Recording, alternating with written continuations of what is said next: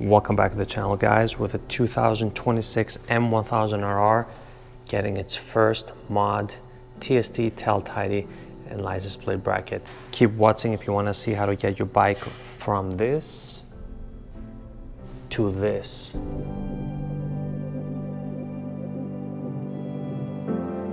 Now, I always like to start from the passenger foot pegs because historically I've learned from Italian bikes, Aprilia, that they use a lot of red Loctite. So I want to make sure I'm clear with this and I don't have any issues, because if I cannot remove the foot pegs, then I can't install the license plate.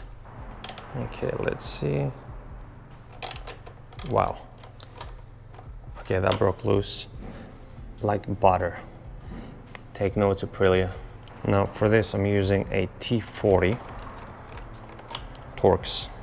Repeat the same here, remove the foot peg, repeat the same on the other side. Now with a T25 Torx and an extension, you're gonna have to pry this down and unscrew the seat.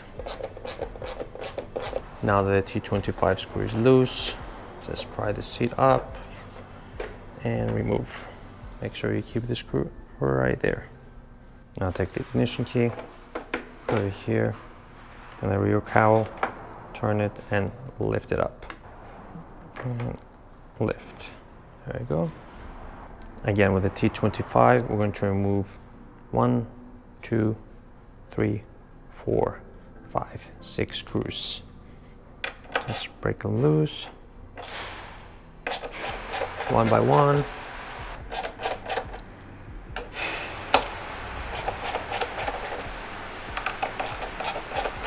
Four,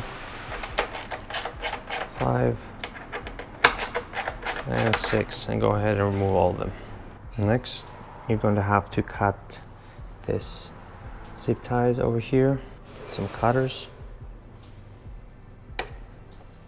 and 2, so you can get these connections loose, and also you have to remove this connection too, so we can free up the plastic. Next, just unbuckle these cables all around. One by one, just like that. Unbuckle this, free all these cables, same thing from this side. There you go.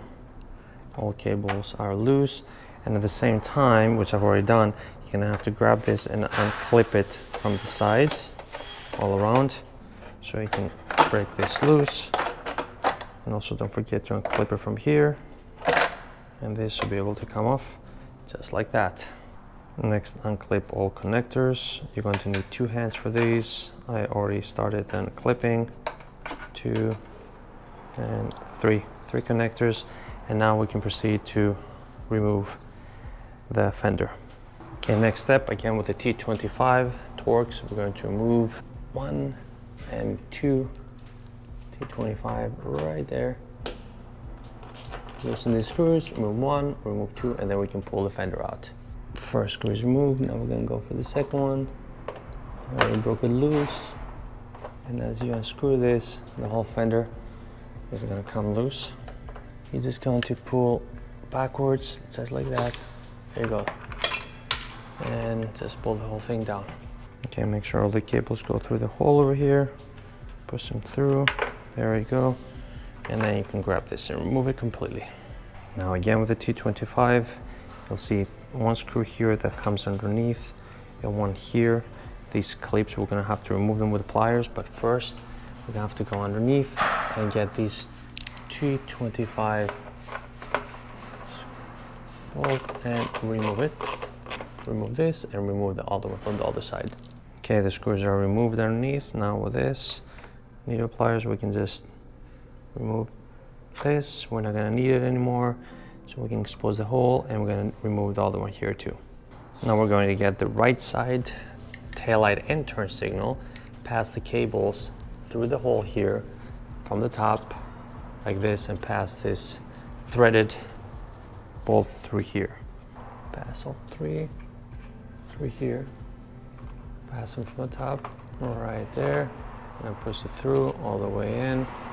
Again, I'm doing this one-handed, And if I can do one-handed, you can definitely do it easily two-handed. Just push it in and make sure you align the thread right here, pass it through right here. I'm gonna add the knot over here. Perfect. Look at this. This looks so good, man. I can't wait. Now we're going to take this washer and the lock nut and thread it through the cable all the way down to the threads. Now this is a two-hand job, so I did it off camera. I weaved both the washer and the lock nut, so now they're both in place. All I need to do is take the 10mm wrench and gently start tightening it all the way until you find minor resistance and it stops. Don't over tighten it because it's plastic and you can break the entire thing. Okay, now this is good and tight. These are lock nuts. Remember, it will have some resistance as you tighten it down. You don't need to over torque it. The minute you find a little bit of resistance on the plastic, stop. So now we can repeat the same process on the other side. Next step, we'll have to pass these sleeves here on all three cables. To do that, we're going to have to expose these cables as much as we can by pulling down this sleeve and exposing the cables so that we can connect it to this connector. Once you pass this sleeves in, you're going to connect these cables. The orientation goes black on black, and then if you're in the US, red will go on blue and yellow on gray.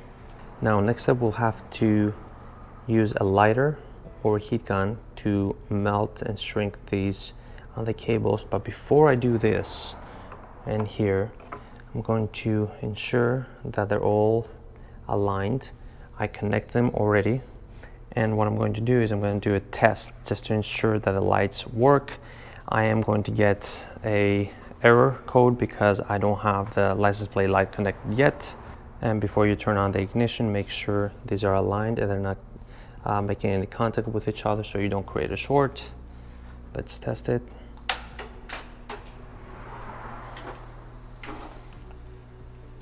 Oh yes, perfect. Let's do a function test with turn signals. Perfect. Testing with mirror 2, all good. Let's do the other side and see here. License plate light fault. Perfect functionality. Now we can go ahead and heat these down. Okay, next step, which I've already done, you're gonna use a lighter or a heat gun just to heat up a little bit here and basically make sure you don't burn it. Make sure it's in place, make sure it's centered and aligned. And this is complete. I'm going to leave this open still. I'm not gonna close it because I need to wire the license plate light. And before I do that, I'm going to install the backing plate right here. All right, so now I already placed this backing plate here. It came with 4 screws, 2 here, plus 2 nuts from the inside, which I already installed and tightened, 3mm hex, plus these 2 3mm hex, which I pre-inserted. And basically what you're gonna do is insert the base first here, start screwing in until it sits perfectly.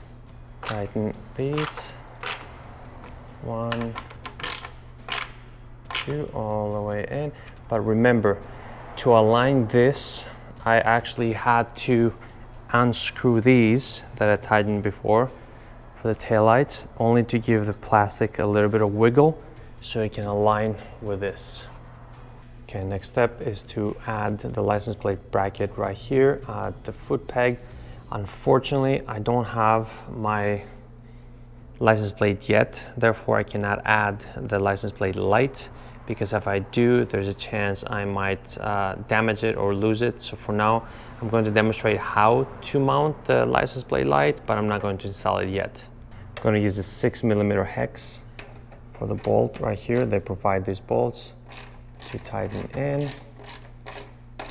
There you go, tighten up, and it's good to go. I tightened the other one, and they also provide a washer in between. They actually have more washers in case you want to use the foot peg, the passenger foot peg, so you can add more washers in between. I'm not going to be using them, I'm just going to leave it like that.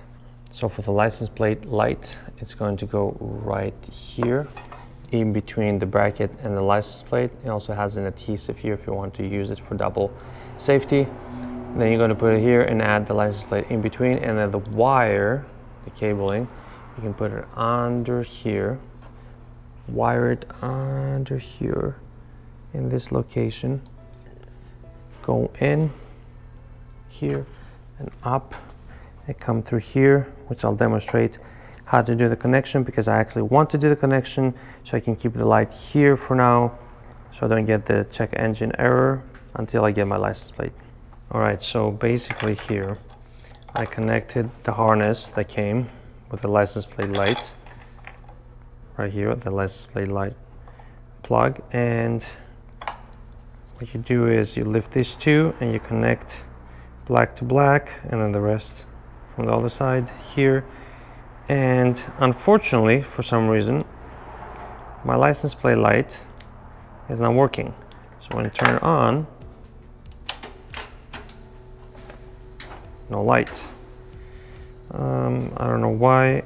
Also, I'm not getting no check engine indicator, no alarm of missing the license plate light. So probably because it reads it through the loop, but no light. Maybe the light came broken during delivery or something, I'm not sure. Maybe I'll reach out to TST and ask them if they can send me a replacement. But essentially, this is where the light will be connected, going down to the license plate bracket. Okay, so I did some cable management. I added some zip ties over here, right here, passed the cables in, and I still kept the license plate light connected just in case, only so I don't get the error until I resolve this and figure out, so I can wire it when my license plate arrives. Now we're good to place the seat and the cowl. All right, install is complete. Let's check the function.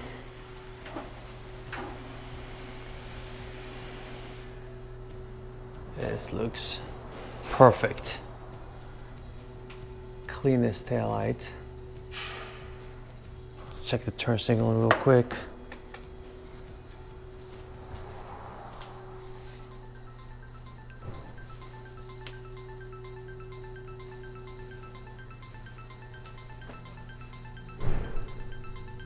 This is perfect. All right, guys, I hope you enjoyed this video. Stay tuned for the next mods that are coming up for this bike. In the meantime, if you like this video, make sure you hit the like button, hit the subscribe button, and I'll catch you in the next one.